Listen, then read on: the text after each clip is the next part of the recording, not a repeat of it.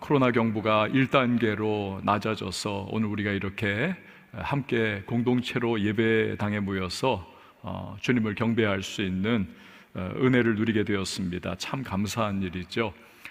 조속히 코로나가 완전 종식되어서 우리가 걱정 없이 예배하고 경배하고 또 마음껏 우리 장로님 아까 기도 가운데 하신 내용처럼 우리 하나님 앞에 열정을 다해서 최선 다해서 우리 꼬마로부터 시작해서 노년에 이르기까지 예배의 공동체로 다시 회복이 될 수 있기를 여러분 기도를 부탁을 드립니다. 아울러서 위생에 철저하게 신경을 써주시기를 바랍니다. 저는 요즘에 기도 가운데 관심을 두고 있는 부분이 있습니다. 그것은 교회의 거룩성 부분입니다. 교회 거룩성.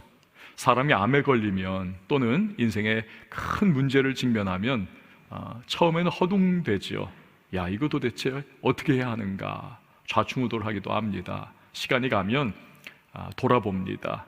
과거를 돌아보고 지금 현실을 다시 한번 정비를 하고 또 미래를 향해서 준비를 새롭게 하는 겁니다. 그러면서 성장하고 또 성숙해지는 것이죠. 교회도 마찬가지죠. 이번 코로나로 교회가 함께 예배하지 못하는 초유의 상황을 우리가 경험하면서 교회에 관해서 생각을 곰곰하게 해보았습니다. 기도하는 가운데 하나님께서 교회의 거룩성과 성결을 정말 지극히 원하신다, 이 생각이 떠나지를 않았습니다. 과거 대한민국이 고도 압축 성장을 했습니다. 한강의 기적을 이루면서 전 세계가 정말 찬사를 보내고 깜짝 놀라는 그러한 결과가 만들어졌죠.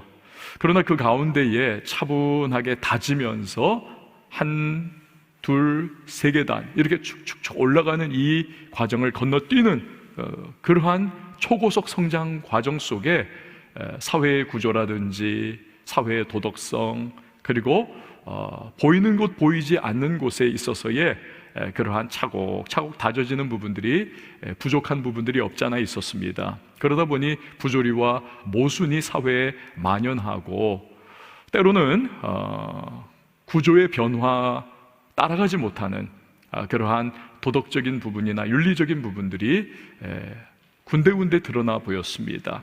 결국 이런 부분들은 때가 되면 반드시 한번 터져나오게 되어 있습니다. 뻥 하고 터져나오면서 우리의 현실이 정말 부족했던 부분이 무엇이구나 라는 것을 돌아보게 만듭니다. 뼈아픈 대가를 치르는 거죠. 교회도 그동안 부흥과 성장을 향해서 한국교회가 정말 달려갔습니다. 열심히. 그래서 눈에 보이는 성취와 성과를 이루어냈습니다. 전 세계 교회가 놀라고 부러워하는 한국교회의 엄청난 성장과 부흥을 맛보았죠.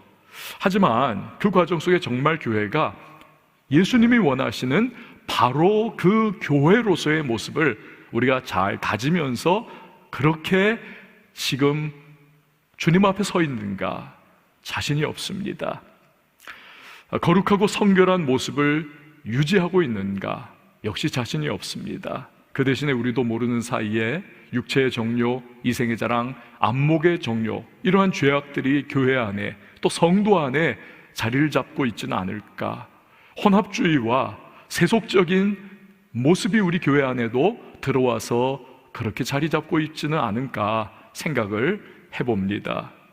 성도라고 하는 이름은 가졌지만 전혀 하나님 백성답지 않은 그 세상에서 살아가면서 가지고 있는 그 모습과 행태 그대로 교회 안에도 가지고 들어와서 성도의 이름은 가졌지만 그러나 세상 불신자와 별 차이 없는 모습으로 그렇게 신앙생활이라고 하는 이름을 가지고 있는 것은 아닐지 생각을 해봅니다. 그런 죄악들이 우리 안에 있다면 마치 아간의 범죄가 전체 이스라엘을 전쟁에서 패하게 만든 것처럼 우리 교회를 위기에 처하게 만들 것이고 또 성령에 타오르는 불꽃을 꺼버리는 역사를 이룰 겁니다. 때로는 교회가 무너지는 일도 경험할 수 있습니다. 많은 교회들이 깨지고 충돌하고 갈라지는 모습들을 보였지 않습니까? 코로나가 처음 터지고 여러분 교회가 어려움에 처했을 때 제가 했던 말씀 여러분 기억하십니까? 이 상황을 절대로 낭비하지 말자고 말씀을 드렸습니다. 하나님 앞에서 뼈저린 상황 속에 우리를 돌아보고 주님이 정말 원하시는 교회의 모습으로 우리가 바뀌어 간다라는 그러한 우리 목표를 가지고 나가자는 말씀을 드렸었습니다. 만약에 그 상황을 우리가 갖지 못한다면 여러분, 앞으로도 변화할 수 있는 기회는 거의 없을 겁니다. 이 기회를 우리는 놓쳐서는 안 되는 겁니다.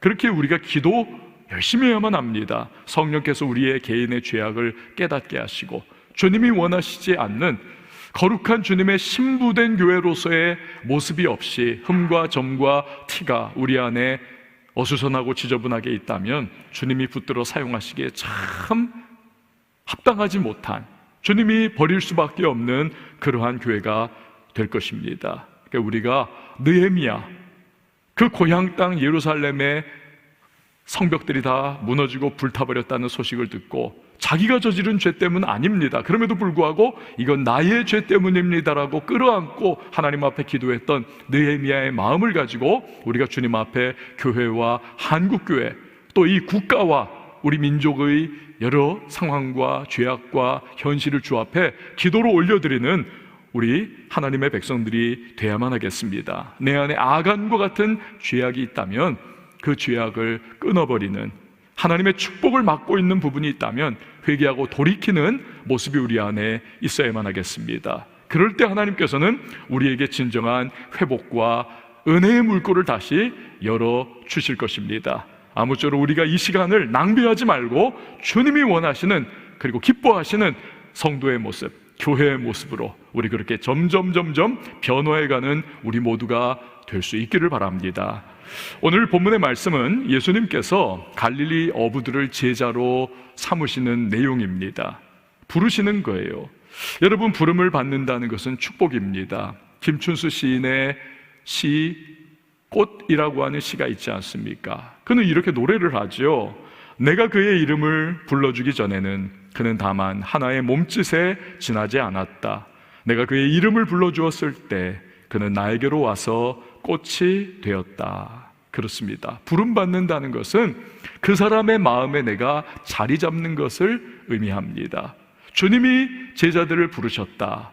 제자들의 가능성과 그들을 인정해주는 마음이 예수님의 마음이었다는 것이죠. 그렇게 부름받는다는 것은 축복입니다. 예수님의 부르심은 특별한 축복 중에 축복입니다. 천년제국 로마가 고투족의 침입으로 무너지고 불타오를 때 모든 로마 시민들은 통곡하면서 도대체 이게 어떤 일이냐 땅을 치며 괴로워했습니다. 그런데 그 똑같은 순간에 허물어지고 불타오르는 제국 로마의 모습을 바라보던 성 어거스틴은 그의 책인 하나님의 도성이라고 하는 책에서 세상에 허물어지고 무너지는 제국을 바라보지 말라는 것입니다. 영원히 허물어지지 않고 무너지지 않는 하나님의 도성, 영원한 하나님의 나라를 바라볼 것을 요구를 했던 것입니다. 여러분, 예수님이 이 땅에 오신 것은 바로 이 하나님의 나라가 임했다는 것을 의미를 합니다. 그렇게 제자들을 부르신 것은 그들로 하여금 하나님의 나라를 확장하는 일에 너희가 동참을 해라. 그래서 영원한 천국의 면류관의 주인공이 되라고 하시는 영광스러운 부르심이었던 것입니다.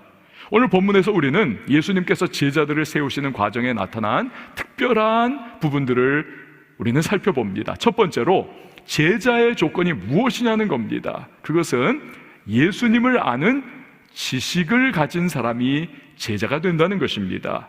예수님에 대한 지식. 우리 다 같이 성경 16절에서 18절 말씀 오래간만에 우리가 같이 한번 읽어보길 원하는데요, 같이 한번 읽어봅니다. 시작. 갈릴리 해변으로 지나가시다가 시몬과 그 형제 안드레가 바다에 금을 던지는 것을 보시니 그들은 어부라. 예수께서 이르시되 나를 따라오라. 내가 너희로 사람을 낚는 어부가 되게 하리라 하시니 곧 그물을 버려두고 따르니라. 아멘. 우리 교회에서는요, 아이들을 대상으로 하는 프로그램 중에서 전 세계에서 가장 좋은 프로그램인 어와나를 합니다. 어와나 프로그램.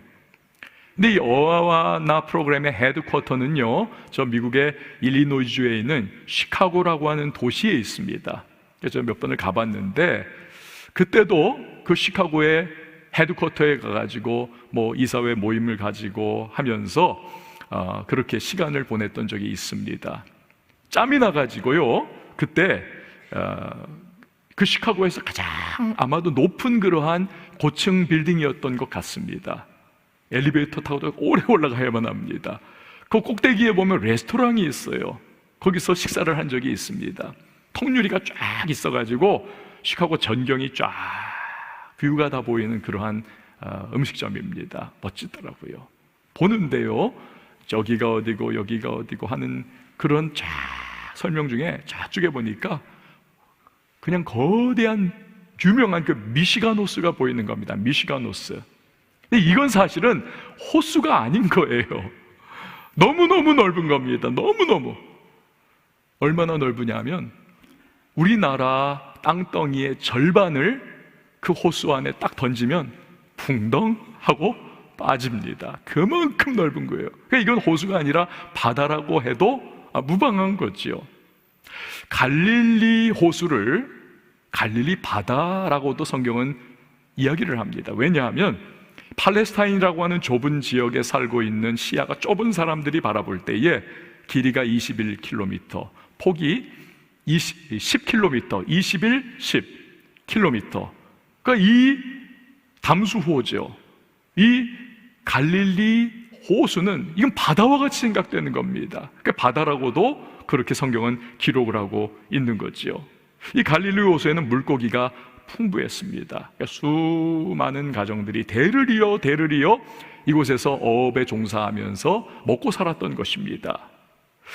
요세푸스라고 하는 고대 유대의 역사가가 있습니다. 이분이 갈릴리에 오래 살았던 분입니다. 정확해요. 갈릴리 지역에 이 당시에, 예수님 당시에 330척에 이르는 배들이 어업에 종사를 하였더라라고 기록을 해놓았습니다. 참 많은 거죠. 근데 그 가운데 시몬과 안드레의 배도 거기 있었던 겁니다. 그들이 열심히 투망질하는 모습을 해변을 지나가시던 예수님이 보시는 겁니다. 나를 따라오라. 내가 너희로 사람을 낚는 어부가 되게 하리라. 이런 예수님의 초청은 구약 시대를 살아가고 있었던 유대인들, 특별히 구약 성경을 잘 알고 있었던, 엄마 뱃속에서부터 구약 성경을 읊는 소리를 듣고 또 태어나서 그 구약 성경을 늘 배워왔던 정통파 유대인들에게는 나를 따라오라. 내가 너희로 사람 낚는 어부 되게 하리라. 이건 깜짝 놀랄 그러한 초청인 것입니다. 왜냐하면 이유가 이렇습니다. 여러분, 지금 우리가요, 생명의 삶으로 큐티를 하고 있지 않습니까? 벌써 2달째 예레미야 큐티를 하고 있습니다. 예레미야서의 배경이 뭡니까? 유다 나라의 멸망입니다. 그런데 예레미야서 16장 16절에서 하나님은 이런 말씀을 하세요. 여호와의 말씀이니라.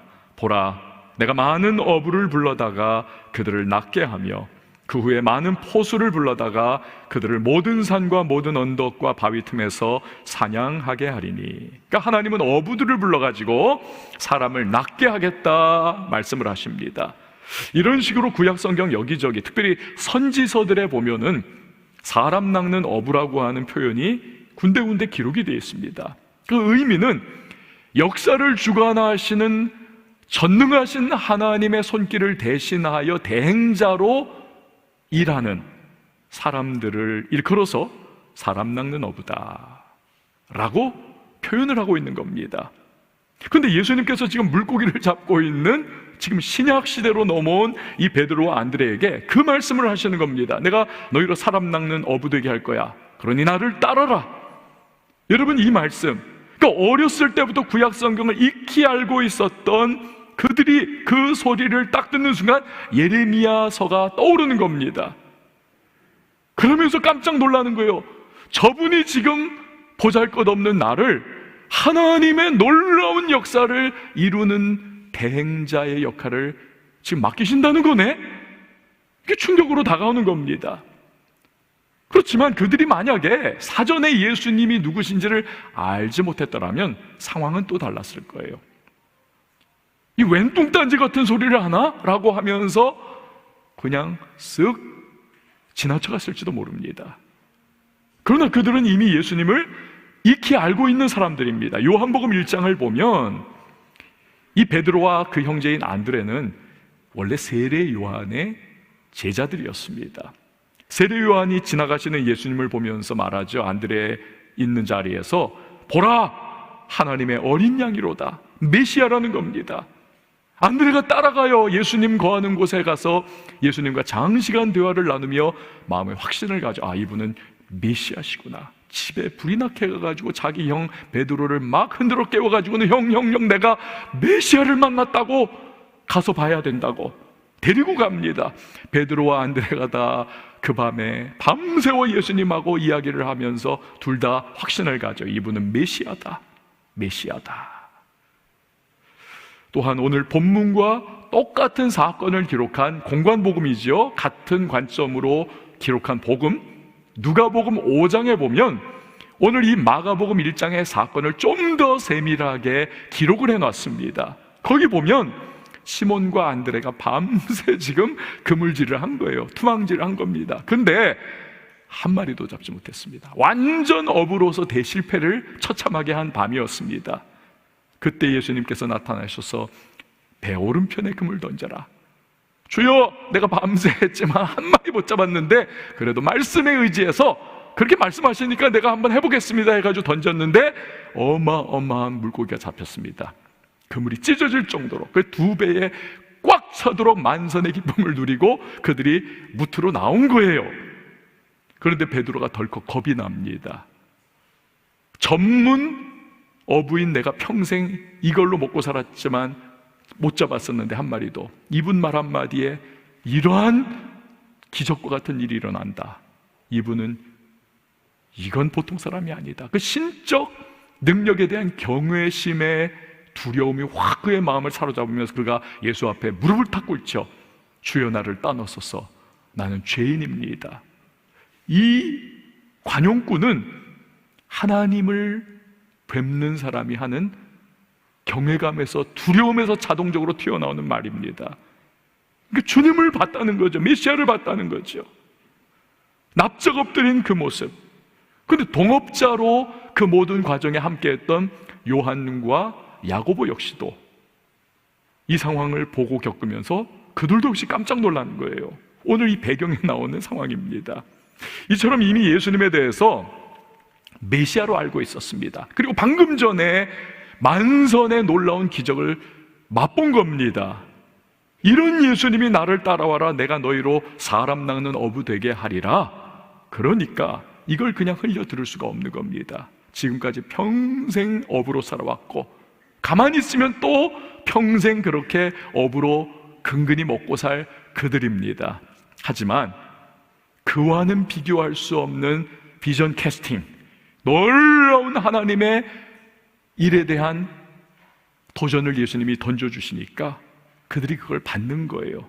모든 걸 내려놓고 주님을 따르는 겁니다. 예수님을 진짜로 알게 된다는 것이 여러분 이렇게 중요합니다. 인생이 송두리째 바뀔 수가 있는 겁니다.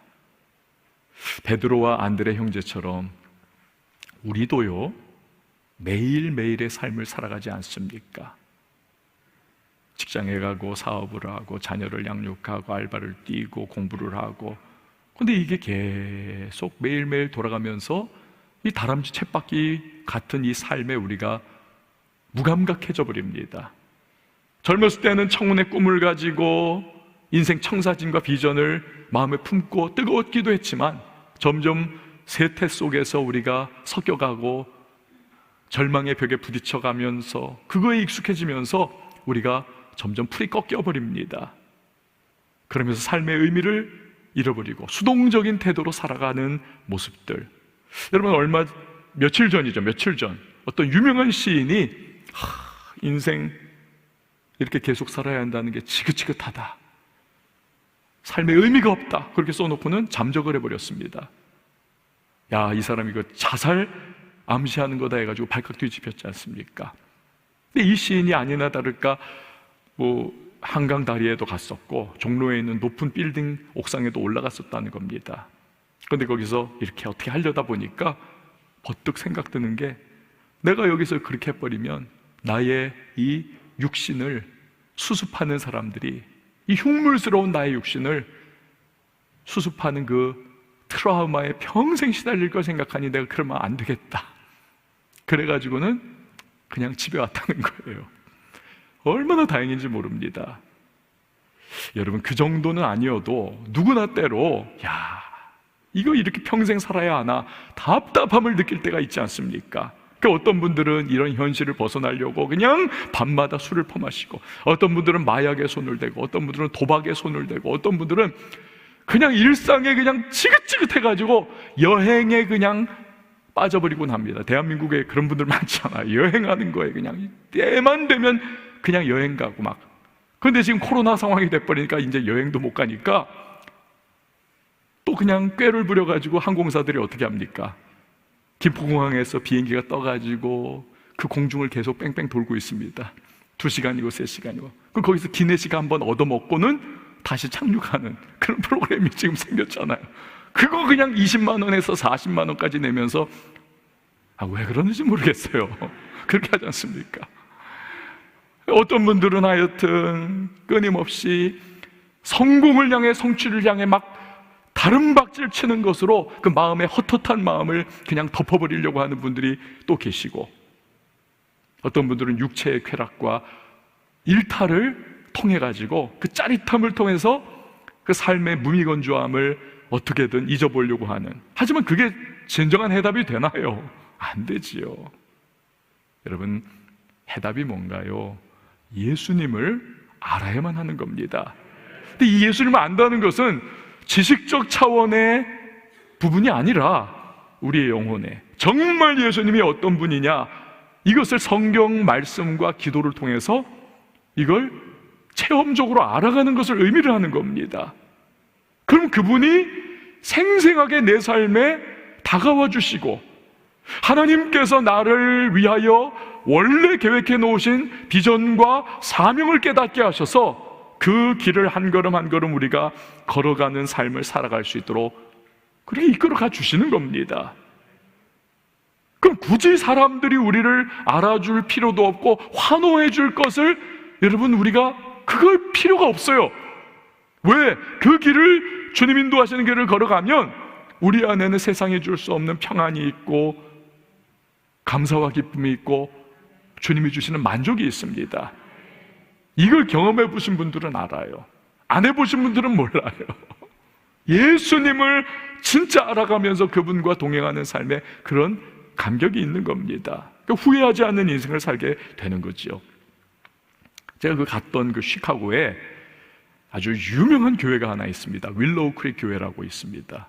이 교회를 처음 시작한 분이 빌 하이버스 목사님이신데, 이 교회는 전 세계에 임팩트를 끼친 교회입니다. 특별히 예배 부분에 있어서.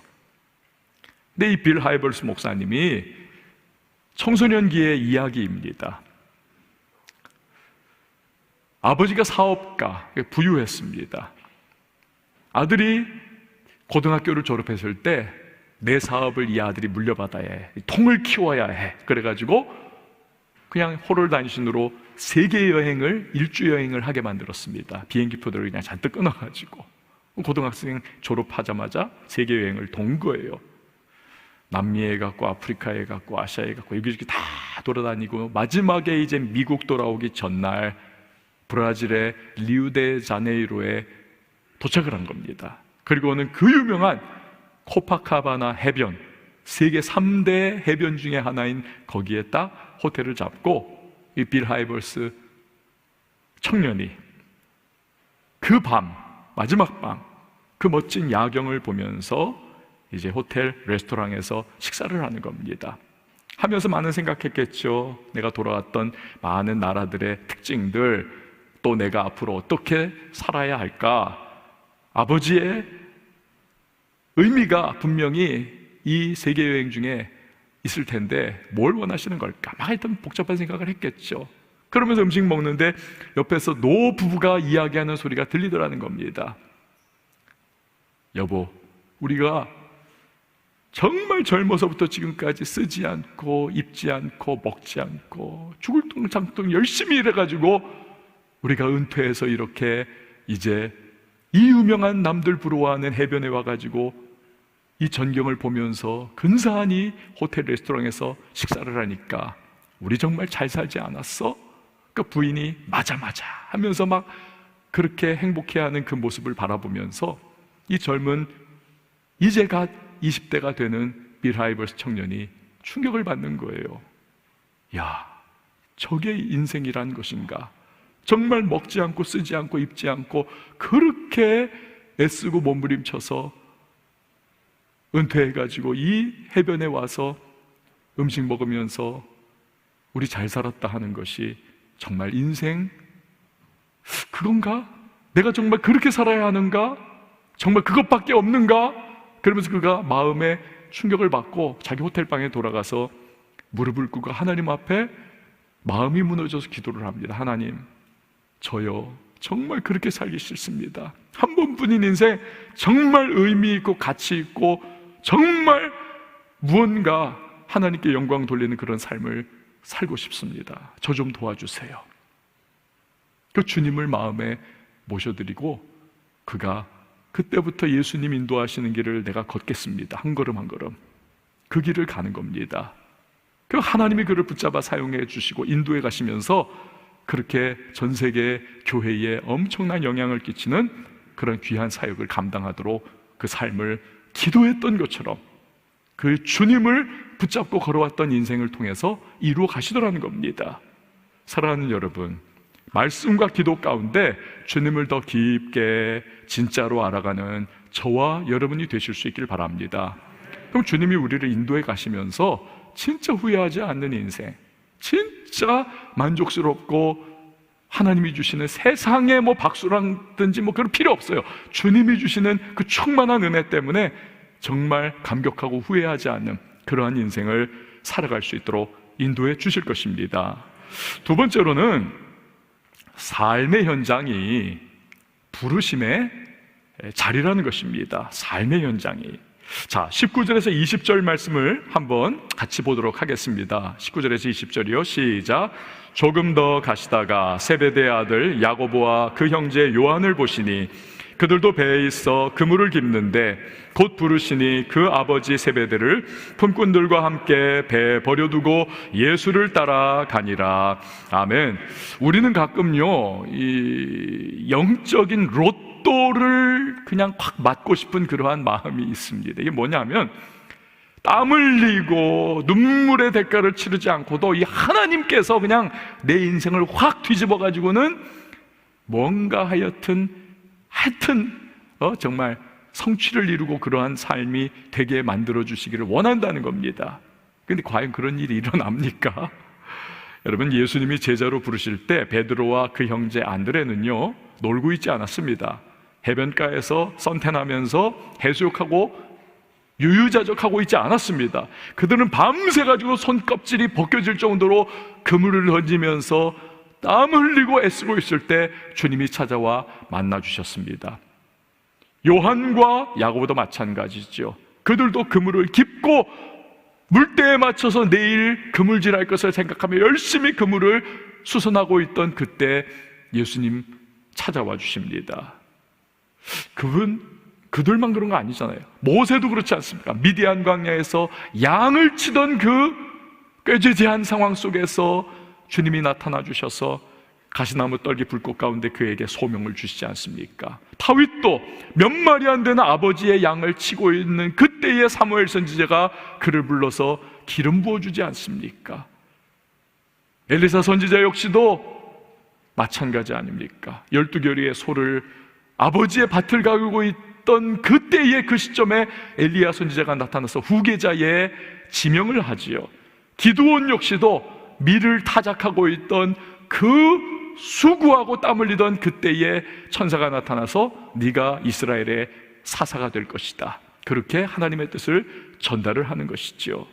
그러니까 모두 다 부름받는 장면이 구체적으로 드러난 사람들을 보면 다 빈둥빈둥 여유자적이 아니라 열심히 정신없이 땀 흘려 일하면서 수고로이 그렇게 뛰는 그 상황 속에서 하나님께서 부름을 주시더라는 겁니다. 하나님은 아담을 창조하신 이후에 하나님의 대행자로 피조세계를 다스리고 통치하는 권한을 맡기셨죠. 그 일을 잘함을 통해서 세상을 주님을 대신해서 이끌어가는 겁니다. 그런데 아담이 부지런히 그 일을 감당을 해야 했음에도 불구하고 자기 아내 하와가 뱀의 유혹에 빠져서 선악과 따먹고 그에게 선악과 내밀 때, 그때 자기의 하나님 대행자로서의 역할을 충실하게 부지런하게 감당하여 꾸짖고 원위치를 시켰어야 되는데 아이 아담이 게으르지 않습니까? 그 일을 방기를 해버리고 그냥 무책임하게 동조를 하면서 그렇게 책임을 감당하지 않을 때 세상이 완전히 무너져 내리는 타락과 죽음이 찾아오지 않습니까? 여러분, 내 삶에 역사하시고 새로운 차원으로 이끄시는 주님을 경험하고 싶어 하면서도 게으른 삶을 우리가 산다면 절대로 하나님이 역사하시는 변화를 우리는 경험하지 못할 겁니다. 그래서 이 게으름이라고 하는 것이요, 여러분, 이게 별거 아닌 것 같지만 중세시대에는 7대 죄악 중에 하나가 게으름이었습니다. 방선기 목사님이라고 하는 분이 계십니다. 1980년대 초반에 이분이 미국으로 유학을 갔습니다. 돈이 없어요. 그러니 공부하면서 일을 해야만 했습니다. 주간에는 공부하고 야간에 8시 이후로부터 자정이 훌쩍 넘길 때까지 그 빌딩 청소하는 일을 하는 겁니다. 그러니까 지하실부터 고층 위까지 막 계단 다 복도 다 청소하는 그 일을 하니 이 몸이 남아나질 않죠. 얼마나 힘든지. 그런데 몸이 힘든 것도 죽겠지만 제일 힘든 게 뭐냐면 이 정신적 부분입니다. 이 일을 하는 의미가 이게 안 닿는 거예요. 내가 유학하러 왔지, 내가 이 남의 빌딩 청소하러 이 미국까지 온 거냐, 이게 얼마나 고통이고 스트레스인지. 어느 날, 그날도 역시 그 일하다가 다 집어쳐버리면서 막 그 자리에 앉아서 막 통곡을 했다는 겁니다. 하나님, 이럴 수가 있습니까?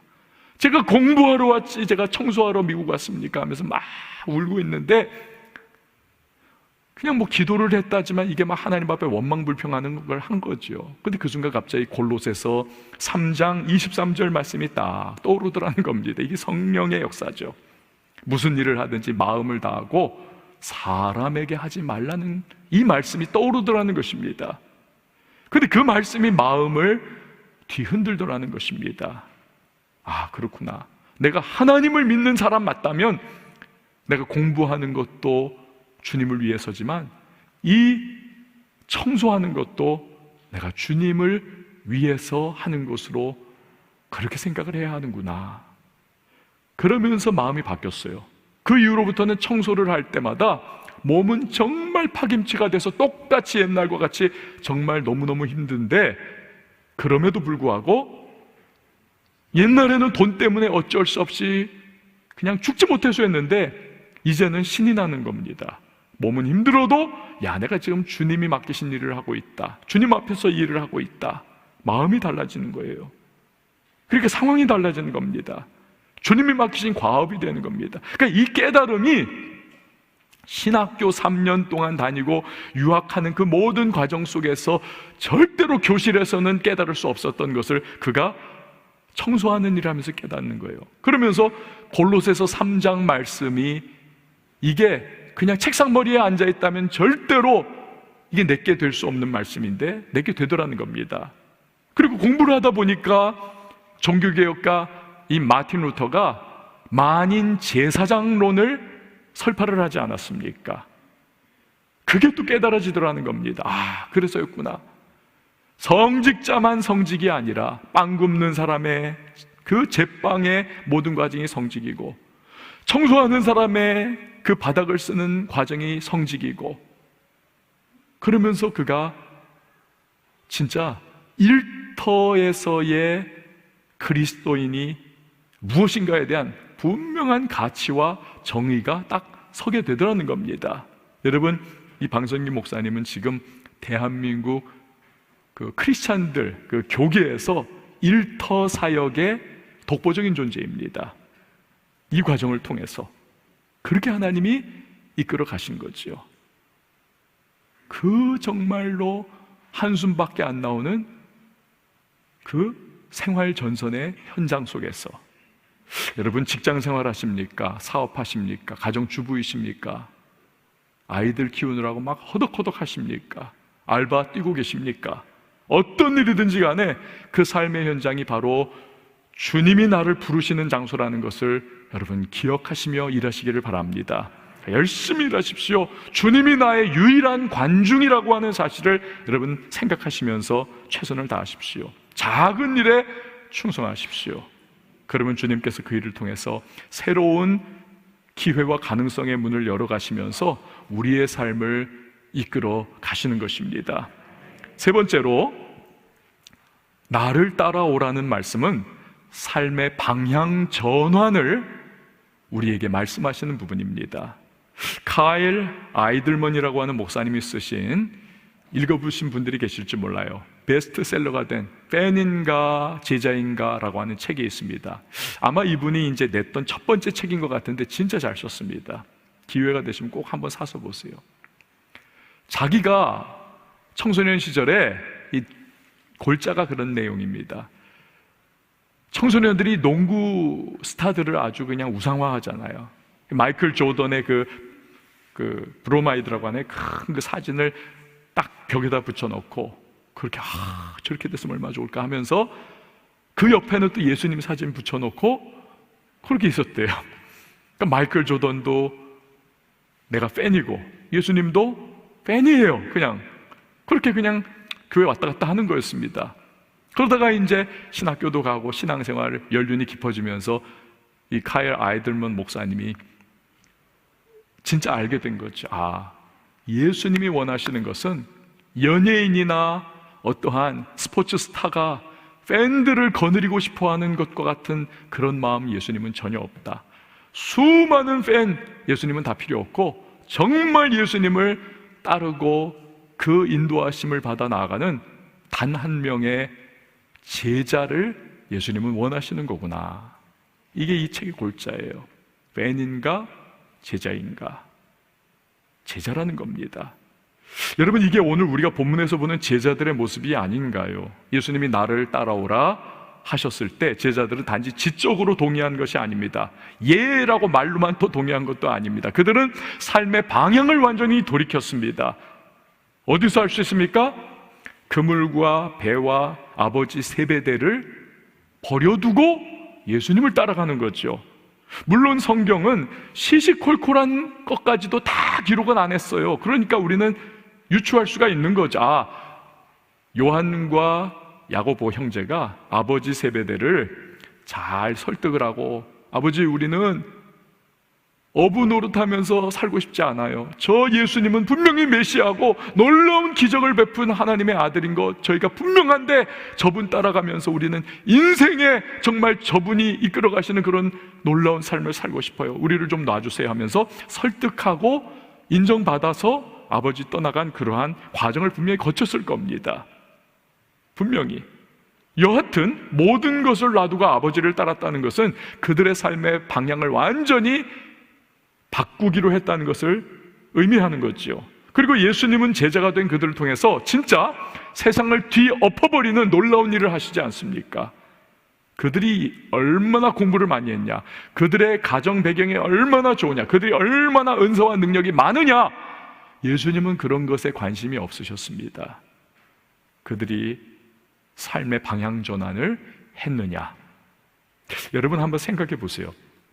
만약에 이 제자들이 자신들의 안전보장이 될 그물과 배를 끝까지 놓지 않고 삶의 방향 전환을 완전히 하지 않았다. 그러면 이 그물과 배는 그들의 뭐가 됐을까요? 그들의 감옥이 됐을 겁니다. 인생 감옥.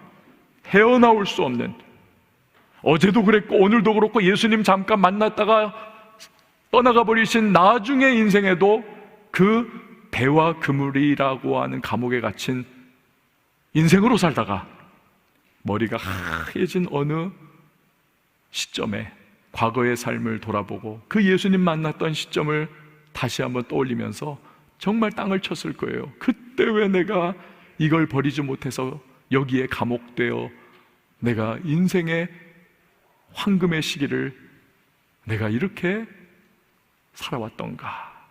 나는 더 의미 있는 삶을 살 수 있었을 텐데 후회하고 말았을 겁니다. 홍콩 배우인 주윤발 있지 않습니까? 저울음파라고 하죠. 이 중화권에서 탑스타 중에 탑스타 아닙니까? 저 때는 뭐 첩혈상웅, 뭐 영웅본색, 여기 대부분 아실 거예요. 이런 거를 얼마나 뭐 난리지 않았습니까? 헐리우드에도 진출해서 돈도 많이 벌었어요. 이분이 지금 60대인데 재산이 8천억 원대입니다. 8천억 원. 8천억 원. 근데 여러분, 이분의 한 달 용돈이 얼마인 줄 아세요? 얼마일까요? 11만 원. 우리 중에 많은 분들보다도 한 달 용돈이 적어요. 11만 원. 8천억 원 자산가가. 차도 슈퍼카 막 수십 대 골라서 타고 다닐 수 있지만 버스 타고 다닙니다. 휴대폰도 스마트폰인데 그 스마트폰도 17년 동안 쓰던 폴더폰이 고장나가지고 할 수 없이 바꿨다는 겁니다. 왜 그렇게 사십니까? 묻자 그가 이런 대답을 합니다. 한번 잘 들어보세요. 인생에서 가장 힘든 것은 많은 돈을 버는 게 아니라 평화롭고 평온한 태도로 사는 것입니다. 내 꿈은 행복해지는 것이고 보통 사람이 되는 겁니다. 뭡니까? 유명세도 다 가져봤고 돈도 많이 벌어봤지만 그게 행복을 주지 못하더라는 겁니다. 그래서 정말 평범한 사람들의 삶에 행복이 있다는 것을 알기에 삶의 방향 전환을 해서 자기는 평범, 아니 그보다 이하의 삶으로 그냥 그렇게 살면서 소소한 행복을 누리고 싶다는 그러한 바람입니다. 여러분, 우리는요 이런 행복 수준이 아니라 진짜 행복, 진짜 만족, 진짜 충만함, 그리고 평생 후회하지 않는 비결, 게다가 영원한 상급의 주인공이 될 수 있는 비결을 알지 않습니까? 무엇입니까? 예수님을 따르는 겁니다. 예수님을 따르는 것, 제자로 살아가는 것. 그렇다고 해서 그러면 내가 그냥 이거 다 버리고 그냥 아프리카 가야 된다나? 여러분, 그런 고민하고 걱정할 필요는 없어요. 두려워할 필요 없습니다. 베드로와 안드레, 요한과 야고보처럼 나를 놓아두신 그 삶의 자리에서 최선을 다해서 오늘의 땀을 흘리며 열심히 살아가는 겁니다. 걱정할 필요가 없어요. 주님 안에서 일상생활을 열심히 하면 되는 겁니다. 그러다가 주님이 우리에게 내적으로 말씀을 주실 때가 있을 거예요. 아무개야, 너 요거 좀 그 부분 좀 이렇게 나를 위해서 방향 전환 조금 할 수 있겠니? 너 요거 좀 이렇게 제자답게 좀 그 부분 좀 이렇게 살아갈 수 있겠니? 한 걸음 한 걸음 주님이 우리를 인도하실 겁니다. 그리고 때를 따라 돕는 은혜로 우리의 삶을 또 이끌어 가실 겁니다. 그러면 그 하나하나에 순종해 나가는 거죠. 하나하나, 한 걸음 한 걸음. 그렇게 되면 내 삶의 자리에서 주님과 동행하는 모습으로 살아가다가 나중에 어느 한 시점이 돼서 내 삶을 되돌아보면 경이로울 겁니다. 야, 내가 이러지 않았다면 절대로 오늘의 내가 될 수 없었을 텐데 나 정말 옛날에 비해서 진짜 예수님 더 알아갔고 더 예수님 제자답게 조금 더 살아가고 와, 내가 이렇게 변해가네 라고 하는 신기한 깨달음 가운데 우리는 감격하는 그날이 반드시 다가오게 될 것입니다. 사랑하는 성도 여러분, 가장 최선의 삶, 후회 없는 삶을 사는 우리가 될 수 있기를 바랍니다. 우리를 위해서 나를 따라오라 말씀하시는 그 주님의 부르심 앞에서 제자의 모습으로 오늘 하루에 한 걸음 발걸음, 한 걸음의 발걸음 그렇게 나아가 내디딜 수 있는 저와 여러분이 될 수 있기를 주님의 이름으로 축원을 드립니다. 오늘 이 시간에 함께 찬양할 텐데요, 여러분 이 찬양 부를 때에 그냥 노래 부르는 식으로 하지 마시고 좀 가사를 이렇게 생각하면서 이걸 나의 기도 제목으로 삼고 좀 부르시기를 바랍니다. 그리고 진짜 우리는 자신 없고 부족하지만 이게 주님 저의 마음이 되기를 원합니다. 그리고 이 가사의 마음도 저에게 허락해 주십시오라고 하는 그러한 심정으로 우리가 이 찬양 같이 한번 불렀으면 좋겠습니다. 주님 다시 오실 때까지 나는 이 길을 가리라. 주님 다시 오실 때까지 나는 이 길을 가리라. 좁은 문, 좁은 길,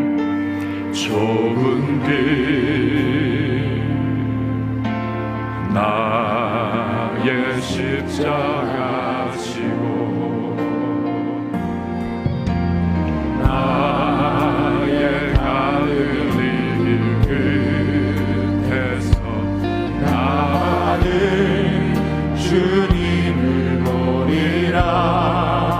영광에 내 주님 나를 맞아주시.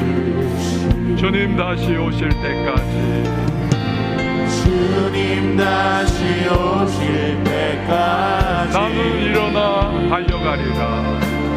나는 일어나 달려가리라. 주의 영광 온 땅 덮을 때 나는 일어나 노래하리. 내 사모하는 주님, 내 사모하는 주님, 온 세상 구주시라. 내 사모하는 주님, 영광의 왕이시라.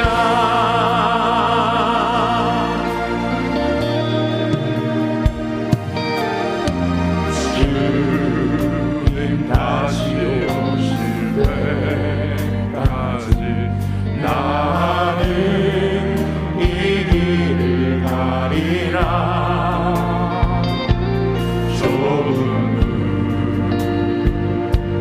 좁은 길 나의 십자가 지고 나의 가는 길 끝에서 나는 주님을 보리라. 영광의 내 주님, 내 주님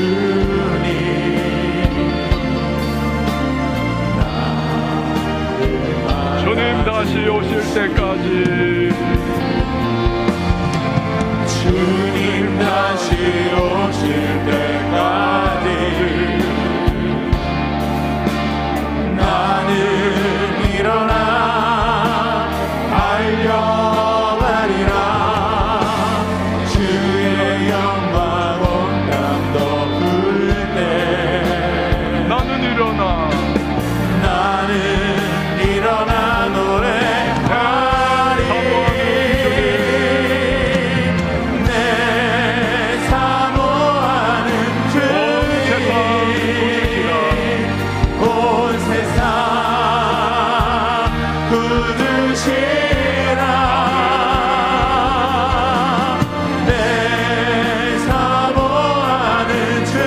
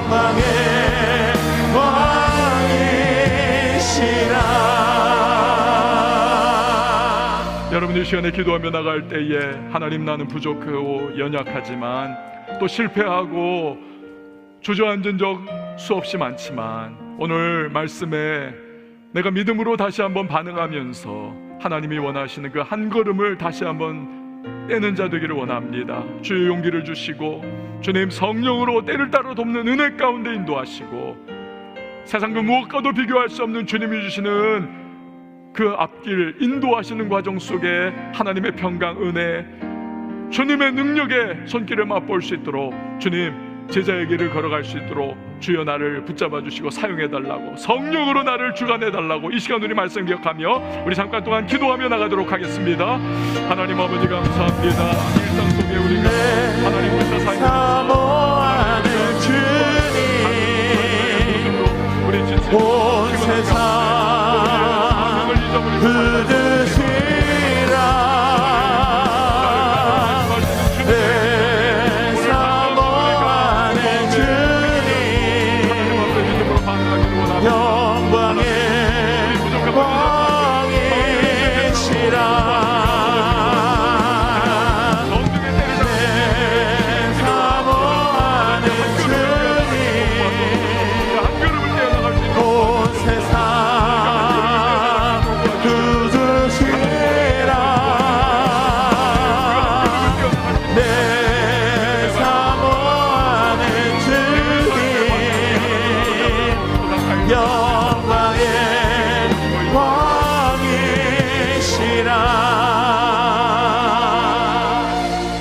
하나님 아버지, 우리를 제자로 부르신 주님의 나를 따르라 하시는 말씀 앞에 우리는 늘 부족하고 연약함을 고백할 수밖에 없습니다.